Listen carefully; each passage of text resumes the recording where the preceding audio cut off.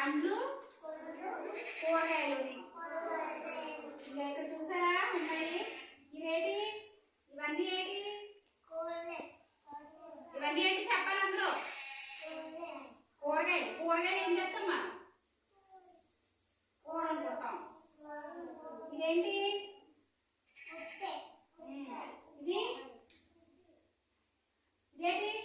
Cabbage. ఇది బంగాళదుంప. ఇది వంకాయ. ఇది ఇది ఇవి ఆకుకూరలు.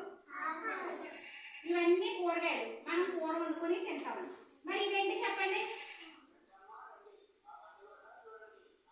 ఇవేంటి? ఇవేంటి? పండ్లు. ఇదేం పండు?